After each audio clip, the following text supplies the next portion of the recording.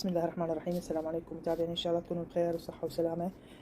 مثل ما جاي تلاحظون اليوم عندنا تفريز الباقلاء او الباقلاء. نوع باقلاء اللي يتفرز. النوع اللي يتفرز هو النوع القبرصي. طبعا مثل ما جاي تلاحظون النوع القبرصي المواصفات مالته تكون الحبة عريضة مثل ما جاي تلاحظوها وعلى خضار. طبعا هذه النوعية ما تجزر وياكم نهائيا. طبعا التفريز مالتها راح يكون ان شاء الله 100%. بعض الحبايب يعانون هواي من اللي تجزر وياهم. طبعا تجزر وياهم هذا النوع العادي. عندنا هنا النوع القبرصي. بعد ما تخلصنا من القشور مثل ما جاي تلاحظون طبعا ننقعه بالمي، نضيف له مي ونضيف له ملح. فائدة المي والملح انه نتخلص من الشوائب وايضا اي جراثيم او اي مبيدات حشرية مرشوشة او متوزعة على الباقلاء، تكون صحية اكثر وتكون نظيفة ايضا. طبعا ما لنا علاقة بالحبايب اللي ما يغسلوها. كثير من الحبايب يفرزوها مباشرة. طبعا اللي يفرزها مباشرة راح تكون وياه اللون مالتها على سمار، وطبعا بالشواب مالتها او بالوساخة مالتها، وراح تكون ما طيبة مثل هذه الطريقة. طبعا هذه الطريقة جدا ناجحة وبنظافة ونوعية جيدة. مثل ما جاي تلاحظوها شلون الحبة عريضة. نغسلها ونحاول نفركها او ندلكها بهذا الشكل الى ان نتخلص من السواد اللي سواد القشور طبعا الخارجية والشوائب، نتخلص من يمها بهذا الشكل. نغسلها طبعا من الملح مثل ما جاي تلاحظون.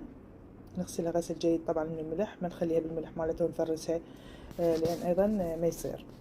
ضروري تغسلوها غسل جيد من الملح. حبايب رجعنا اللي وصل هنا الانسان من اللايك، كل ما مشترك يشترك ويفعل الجرس حتى يوصلكم كل جديد فضلا وليس امرا. مثل ما جاي تلاحظون شلون اني اخلي كل كمية بهذا الشكل واغسلها جيد بهذا الشكل، واحاول اتخلص من الملح نهائيا بعد ما صفيناها وغسلناها بهذا الشكل. وطبعا ما بها ولا مي ولا اي شيء ولا ملح. هسه نبدي ان شاء الله طريقة التفريز مالتها. طبعا ناخذ الاكياس النايلون للتفريز. طبعا اختاروا الاكياس، حاولوا تكون النوعية مالتها جيدة حتى اثناء التفريز لا تنفتح وياكم بالمجمدة او تتمزق. طبعا كل عائلة تخلي الكمية اللي تناسبها. انا بديت اخلي الكمية اللي تناسبنا بهذا الشكل مثل ما جاي تلاحظون، واضغط عليها.